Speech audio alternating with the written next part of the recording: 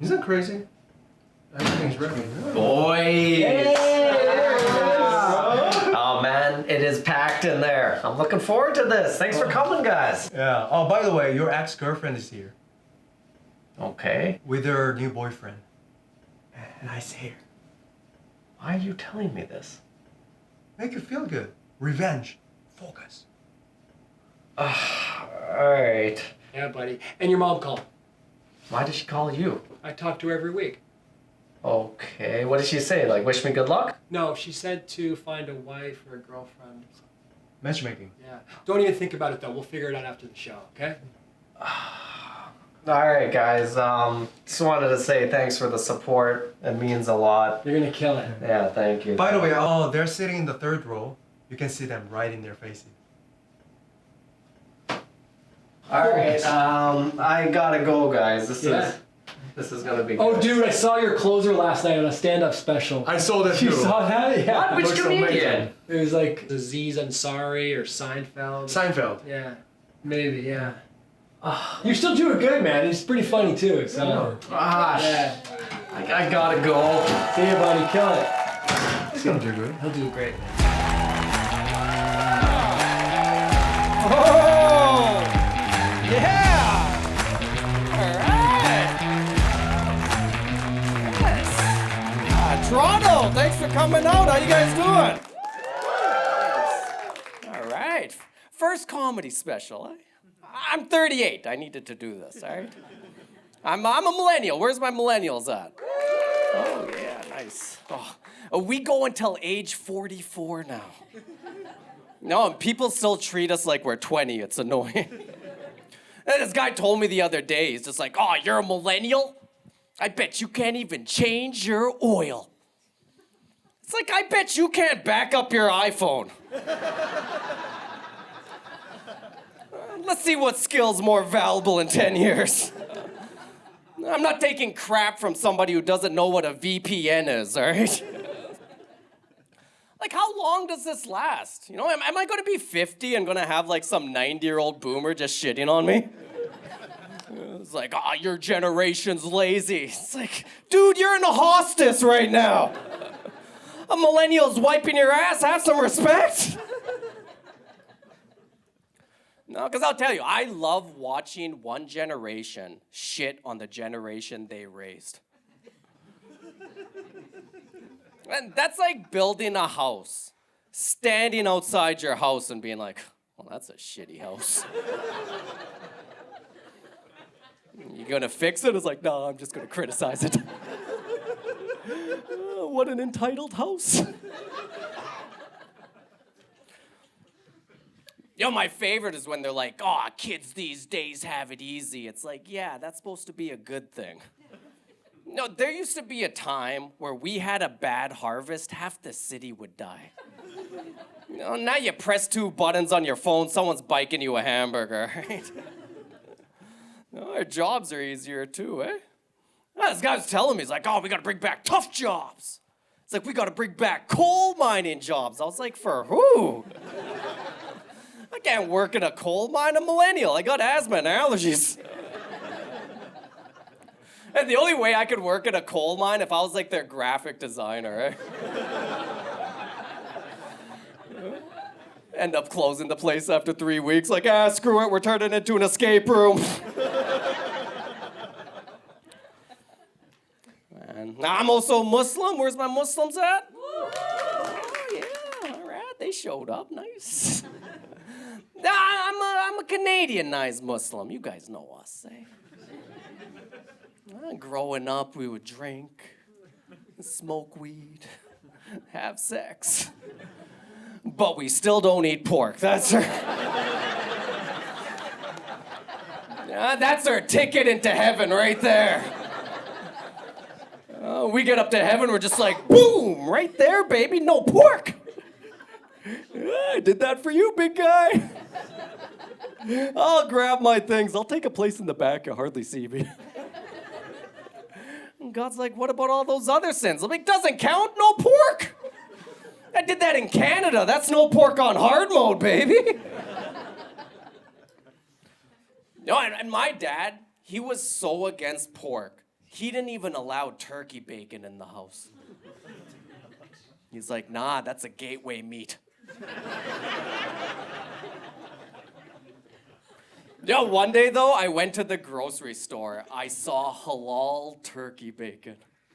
I was like, Dad, God's on board now too. My dad was pissed. He's like, halal bacon? Like, what's next? You're gonna drink a halal beer? Go do a halal line of coke at the halal strippers? Go to halal church, sing hallelujah. I was like, I would love to go to the halal strippers. Are you kidding me? It's completely naked, but their faces are still covered. Like, oh, halal strippers. Yeah, pandemic friendly too. That's awesome. I'm also from Alberta. We got any Albertans in the house?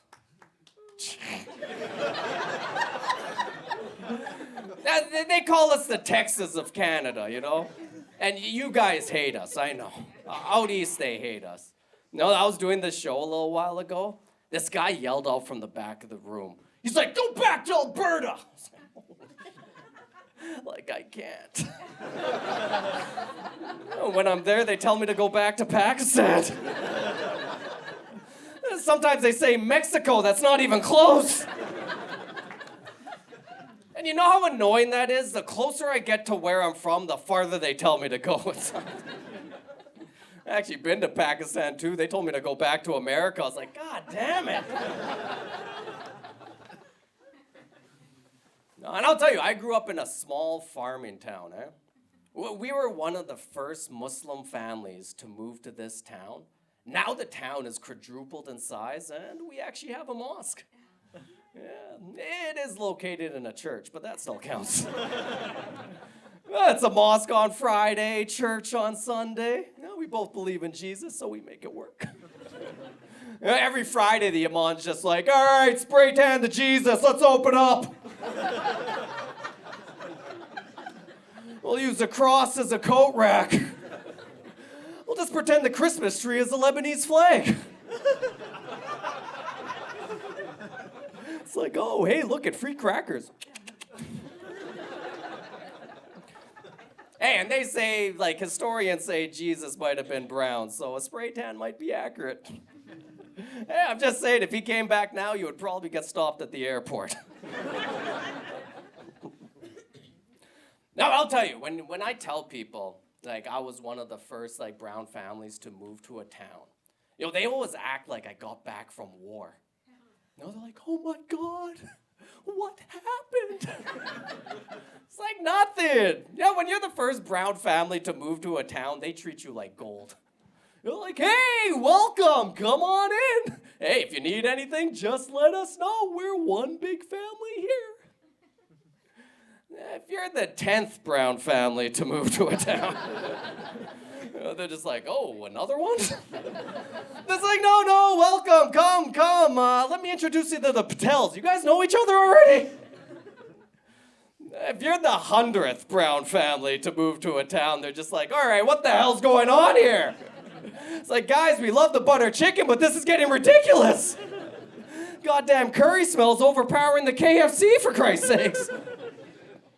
It's like, I thought you said we're one big family. It's like, no, we're separate families, and I'm building a fence. And if you're the 1,000th brown family to move to a town, you just get to the town, you're just like, huh, where the hell are all the white people at?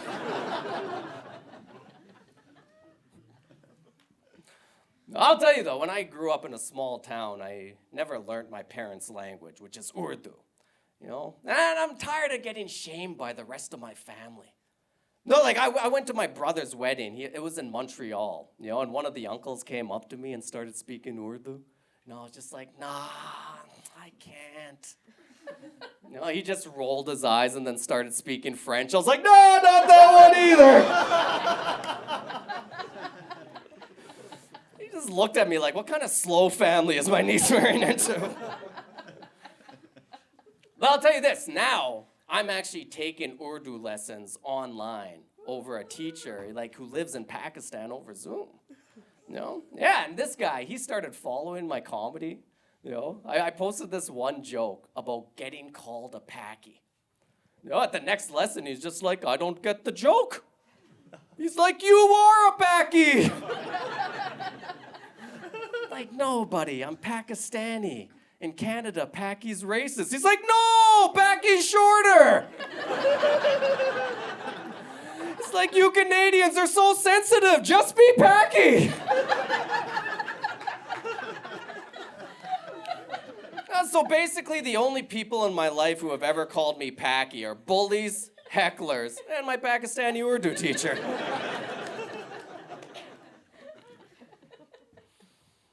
I'll tell you, my teacher loves like learning about different terms we use in English because he loves language. I told him this one the other day. I got called a BIPOC. You guys heard this term? It's an acronym. It stands for Black, Indigenous, Person of Color. The first time I heard BIPOC, I thought that was just another way of saying Tupac.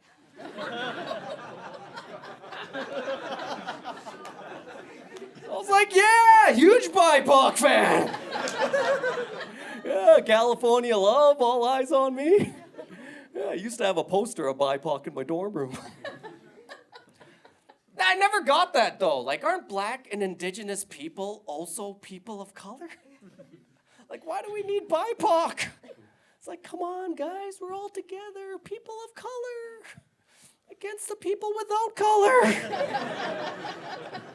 Like, don't break up the dream team. We're going against the former champs.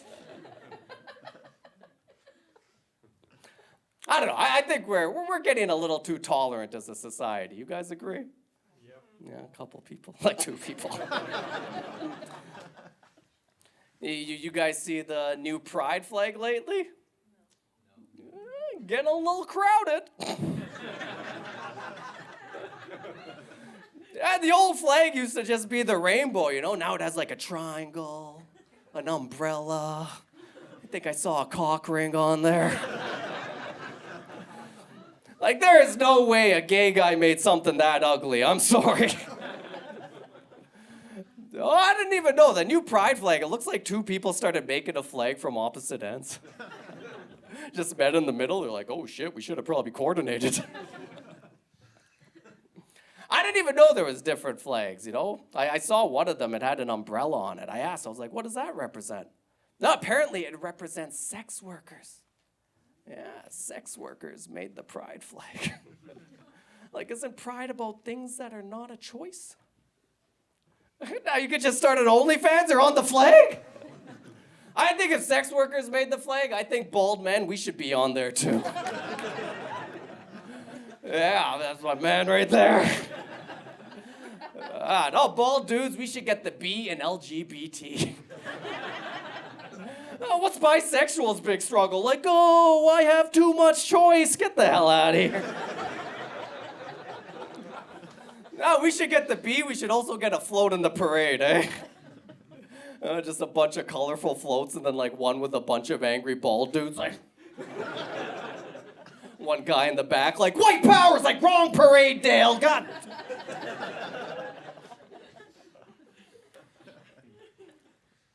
I don't know. I think I just might be jealous, though. I am, you know? Like, I'll tell you, I was working a little while ago with my friend. He's a gay comedian, you know? And we were on stage, and, like, the way this guy could talk to women just impressed the hell out of me.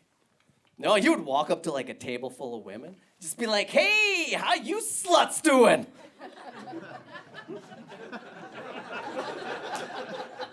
Yo, and they're all like, woo! Damn, I want to do that. I walked up afterwards. I was like, so, what do you whores do for work? Like, what? What did I say? All my lady friends, they all have, like, a gay guy in their friend group who's just one of the girls. I never understood, like, why don't straight guys, you know? Why don't we have, like, a lesbian in our friend group who's just one of the boys? I would love a lesbian in the friend group, you know, just crushing beers, lighting her queefs on fire. Talking shit like, hey, Steve, you're a homo. It's like, you can't come. Ah, shit, it's Janice. Yeah, go munch some carpet, Janice. Like, at least I'm getting carpet, Steve. Like, damn it! Straight women and gay guys, though, they have this relationship that I'm just like, it's tight. I'm jealous of it. No, straight women, they even go to gay bars. Yeah, mostly to get away from us. We followed. I can brush off a couple dicks to get to you. I don't care. You think a gay bar's gonna scare me? That's the most value I've ever had in a building before. It's actually easier to hit on ladies at a gay bar. Their defenses are down. Now when my friends are like, we're going to a pub tonight, I'm like, why are you going to that sausage fest? Come get some pussy with us at the gay bar. I've never been to a lesbian bar before, but I'm pretty sure it's just lesbians. I don't know if you walk in there, there's like a bunch of straight guys like, I just want to dance.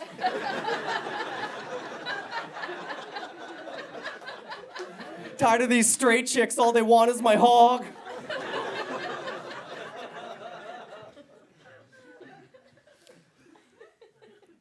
Bisexuals, I guess they just gotta go wherever the heck they want, eh?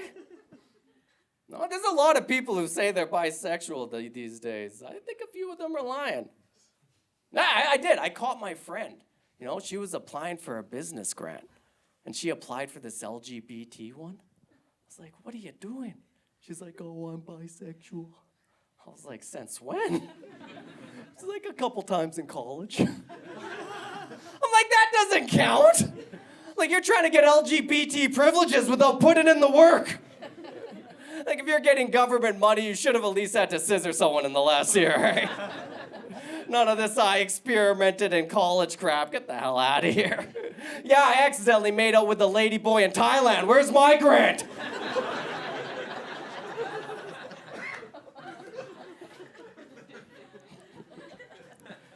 Man, I have to open this shit. Man, I moved to Toronto in my 30s, eh? And no one ever tells you, like, how hard it is to, like, make friends in your 30s. No, when I was in my 20s back home, I had so many friends. You know, if somebody wanted to be my friend, I was like a hot girl. You know, I was like, what do you have to offer me? It's like, ballet tickets? Like, all right, here's my number. You know, now that I moved to the big city, it's tough, you know? It's hard making friends out here. No, it's not like a small town. You move to a small town, you'll have a new friend group in a week. That's not the highest quality friend group. He has a DUI, she has 6 kids. He tells racist jokes, but they're funny, so it balances out. It's not the friend group you envision, but it gives you that human connection we all crave. Now, then you move to the big city, and there's so many lifestyles, you know? It's hard to find your people. Now, every day you're meeting like a new friend group. It's like, hey, let me introduce you to my friends. This is Kelly, she's a part-time furry. This is Cyrus, he runs an ASMR YouTube page. And this is Megan, she's a life coach for pets. Like, oh, hey guys, I'm a comedian. It's like, oh, well, we can't all have unique jobs. Like, all right. No, but nobody tells you how hard it is to make friends after 30, eh? Like, in my 20s, I had to learn how to pick up women. In my 30s, I have to learn how to pick up dudes. Oh, that's way harder. At least when you ask out a lady, she knows what's happening. You know, you're never like, hey, you want to grab a coffee sometime? She's never like, why? It's like, why? You know why? Oh, but you ask out a dude, you know, you're like, hey, want to grab a coffee sometime? He's like, why? You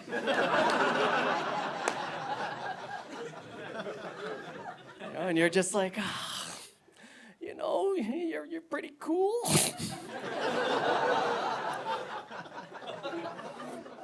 Like, what am I supposed to say? Like, am I supposed to tell the truth? Like, why? Why? It's because I'm lonely, that's why! I thought making friends in the city would be easy, but everyone's busy or has their own friend group.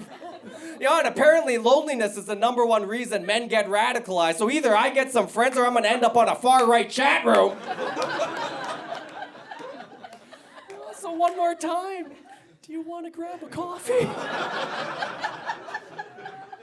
He's like, no. I'm like, yeah, I get it.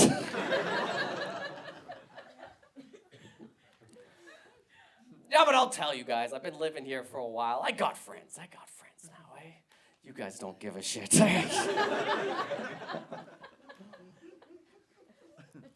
Yeah, I also got a big family. You know, it's nice. A lot of cousins. Every year there's another wedding. It's starting to get a little much. Now, I'll tell you, when you're in your 30s and you're not married and you go to one of our weddings, the Pakistani aunties, they start sounding like pimps. You want some girls? I'll bring you some girls. I'm like, stop saying it like that. Like, where the hell are you getting these girls from? It sounds illegal.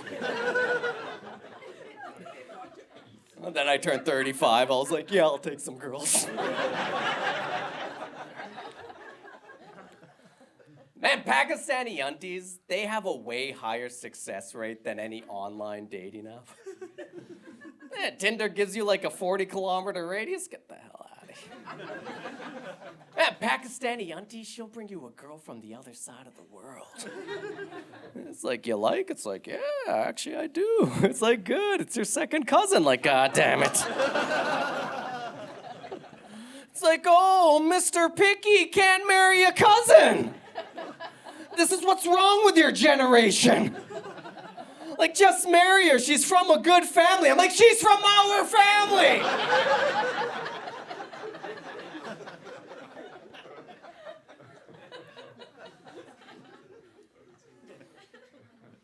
If you haven't been to like an Indian or Pakistani wedding before, our weddings are insane. They last like a whole week. It's annoying. Every night there's an event with like a buffet of thick, oily curries with desserts afterwards. It's like you're celebrating your children's love by giving your whole family diarrhea. It's annoying. No, that's why I've grown to like white weddings, you know? It's one day. You're in, you're out, get on with your life. No, our weddings are 6 separate events. It's the same wife each one.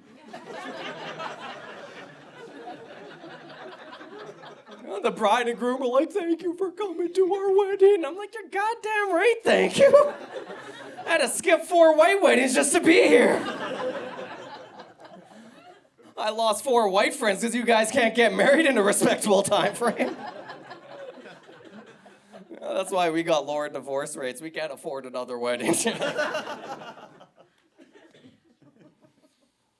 But I'll tell you, the older I get, though, I am, like, getting more, like, closer with my family, with my religion as well. Yeah, now I'm actually, like, looking forward to Ramadan, eh? No, like, if you don't know Ramadan, this is the month where we fast when the sun's up. I found out we eat more food that month than any other month of the year. Like, we're supposed to be fasting to feel the suffering of the poor. People are eating at buffets at night?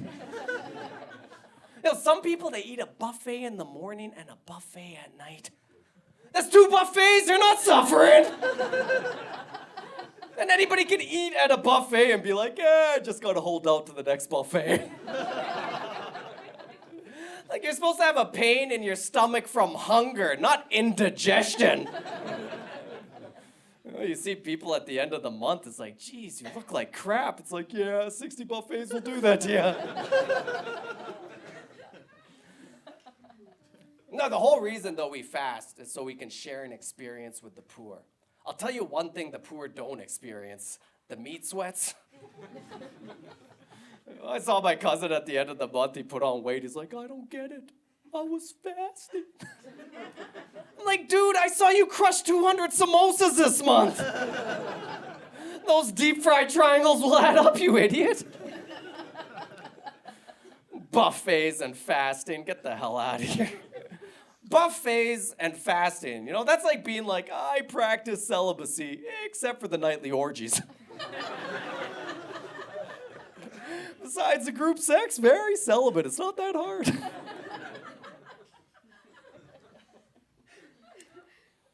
I'll tell you, when I went to college, I took sciences in college, so all my friends were like atheists, And I wanted to fit in. I could never say I was atheist, so I used to say I was agnostic. We got any agnostics in the house tonight?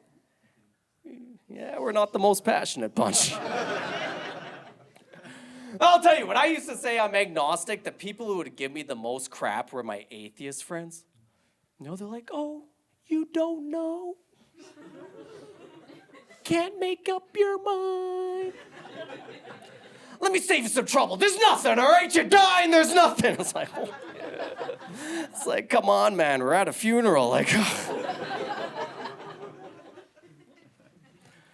one of my best friends, he's one of those hardcore atheists, They got to tell you all the time. I remember we were driving one day, and he was annoying me. So I just swerved really quickly. He screamed out, please, God. Dude, what the hell was that? He's like, oh, it doesn't count. I was startled. I'm like, yeah, right. You call yourself an atheist? One brush with death, you're all, please, God, take me back. That's actually not the worst strategy, eh? Just wait till your final moments. Like, oh, I'm just kidding, I believe. And get up to heaven, they're like, you just made the cutoff. Get on in here. Oh, in heaven we call that a buzzer beater. Good for you. I'll tell you, though, my favorite belief system, though, is reincarnation, eh? Anyone believe that in here? Yeah. Yes, nice. I love that. A white girl, wasn't expecting that. Yeah, they say in reincarnation you can die and come back as somebody else. Now, I think if they ever scientifically prove that reincarnation's true, I think that would make killing yourself a lot more popular. You get like 30 years in, like, well, damn, this life's obviously going nowhere. I think I'm gonna get a head start on the next one. No, they also say you can die and come back as an animal, eh? No, that sounds cool, until you realize all the crappy animals have the largest populations. There's like 8 billion humans on the planet. There's like 10 trillion plankton. Well, that's what most of our lives are gonna be, It's gonna be like plankton, housefly, plankton. Mosquito, plankton. Tapeworm, plankton. Till you get like a cool animal like a lion. You're like, yeah, lion, nice. With my luck, I'll end up in like a zoo in Winnipeg or something. Like it's minus 45 with the wind chill, you assholes! I'm from the Serengeti! Just go drown myself in the penguin pool. Like, screw it, I'm going back to plankton.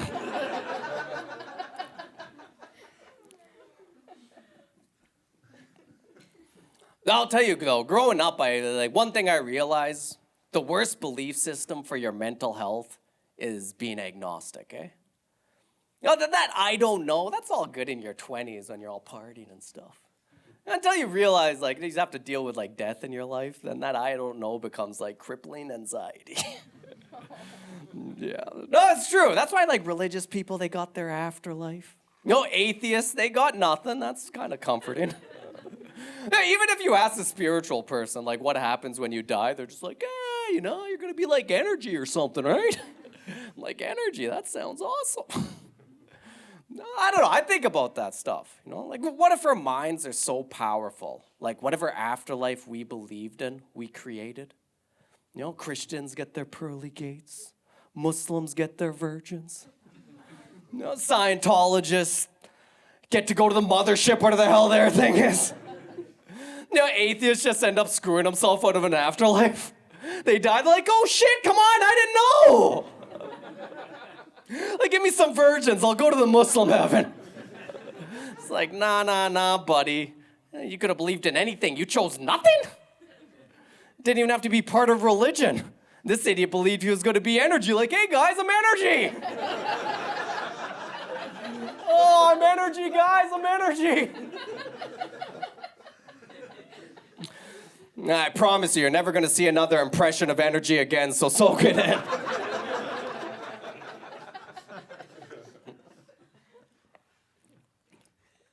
Man, I don't know. One thing I like about my 30s, though, it's like I feel like I start to respect myself a little more, have better boundaries and stuff like that. I didn't do that in my 20s. No, I tell you, I used to date this one girl. It was a very casual relationship, but one day I was like, let me check her social media, see what she's about. I went on her social media, and every post on there was just anti-Muslim memes. It's just like, ban Muslims, Islam is cancer. I was like, damn, why is she with me? I found out the whole reason she was with me was me being Muslim made me feel dangerous to her. Hey, I've always wanted to feel dangerous to a woman. But like motorcycle, tattoo dangerous. Not hijacker dangerous. I'm not like every other race. You guys have like your kind of like bad boy archetype that's seen as like sexy in the culture. Not us. We get like doctor, engineer, Uber driver that's like, bam, terrorist. Like, give me something in the middle. Like, give me like a brown biker. I would love to be a biker. Even now, I say brown biker. Half of you are picturing like a brown guy on a moped with his whole family on there.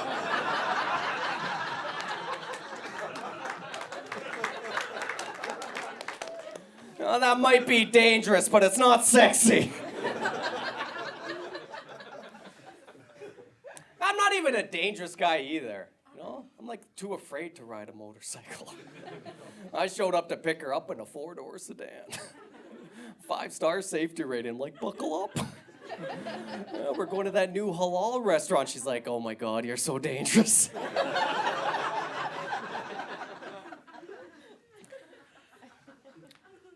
Like, I don't know. Like, the reason I found out she liked me, though, was like, her being with a Muslim was forbidden. So it kind of like turned her on. I was like, forbidden fruit. She wanted to role play with it in the bedroom. It made me very uncomfortable. She's like, come on, act more radical. I'm like, nah, I can't. She's like, tell me I'm haram. I'm like, I'm pretty sure you are. Finally, after a while, I just got into it. She's like, talk dirty to me. I'm like, we practice Sharia law in this bedroom. When you're around me, you'll dress modestly.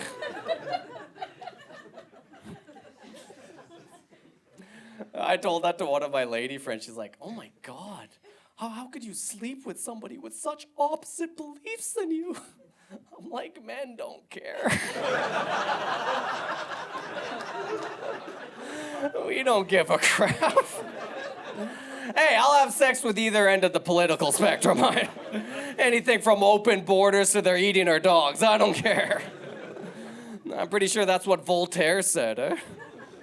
Like, I don't agree with what you have to say, but I'll defend to the death my right to bang you. Something like that. No philosophy fans, ours. Yeah, even when it comes to demographics, I feel like men, we tend to be like a little more conservative. Women tend to be a little more liberal. No, but our genitals are like the exact opposite. It's true. Dicks are like socialist hippies.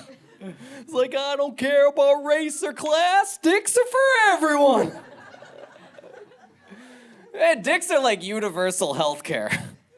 Like, you may not be getting the best quality, but everyone is covered. Vaginas are like far-right conservatives. Like, we're building a wall! You gotta make over 90,000 to get in here! Make sure that wall's 6 feet.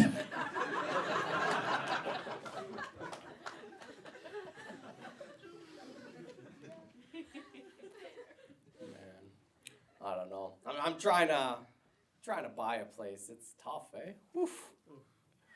Yeah. Now, this is how bad it is. My friend, he's a doctor. He couldn't afford a house in the city, so he married another doctor just to buy one. Like, that's how bad the housing market is. Even doctors are gold diggers. Are you kidding me? Yo, when my dad moved to this country, he drove a bus and owned a house. And if I could drive a bus and own a house, I would quit comedy right now. And now you can't even own a car. You gotta take the bus to drive the bus. Hope your passenger doesn't stab you.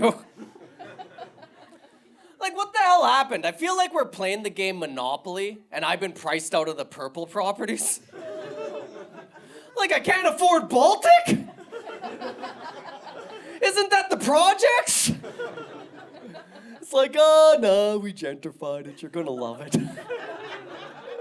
We put in a bunch of new amenities. There's a pet store because no one can afford kids. There's a park where all the former residents camp at. And there's a pharmacy so we can all self-medicate enough to put up with this bullshit. Yeah, now it's so bad they're actually selling micro apartments. Have you guys seen this? Under 300 square feet. Oh, and they sell it to you with a smile on their face. It's like, hey, you ever want to take a shit and cook a pancake at the same time? This is a place for you. It's like your bed, it folds into the wall. Your kitchen table in the wall. Your dream straight into the goddamn wall. Man, if capitalism was a video game, boomers played that shit on easy mode, eh? It was like, oh, well, I got no education or experience, but all the characters are unlocked. I'll try Milkman.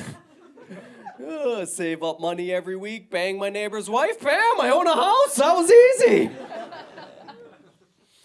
Man, millennials, we're playing that shit on expert mode. It's just like, oh, why are all the characters locked? I'll try Uber driver. Like a pandemic? A financial crisis? What the hell's inflation? It's like, oh no, my character has mental health issues. I don't have benefits, I'll just let them fester. Uh-oh, my character bought a gun. He got pulled over at a check stop and he got shot by a cop. Game over. That's why I just want some of that 1950s capitalism, eh? Yeah, without the racism. Hey, maybe it always needed racism, you know? People are like, oh, we gotta get rid of racism. It's like 50 years later, it's like, why is there so much competition? It's kind of like when they let black people into the NBA for the first time. There's just a bunch of white guys standing there like, damn, this game's actually pretty hard.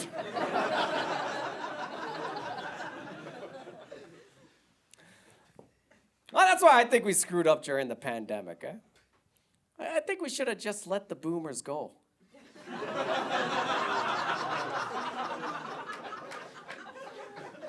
Hey, that was God answering every millennial's prayers, sir. Millennials are like, oh, I pray I can afford a house in my lifetime. God's like, here's a virus. We're like, oh no, lockdown. God's like, what the hell are you doing? I gave it to you, idiots. You lose a grandpa, gain a house. It's a natural order. He's like, screw it. Let them die in their micro apartments. I don't care. Hey guys, my name's Noor Kidwai. Thank you so much. Thank you guys. You guys are awesome.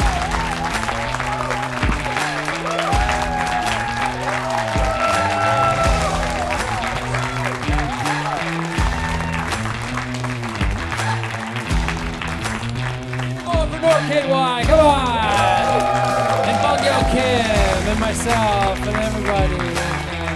And, thank you so much for coming. We'll be out front. We're selling some, posters. So when we sell our Netflix show, this is going to be like Ethereum. It'll go up in value. No, buddy. So just pay what you can, you know. So $1, whatever, $5, $100.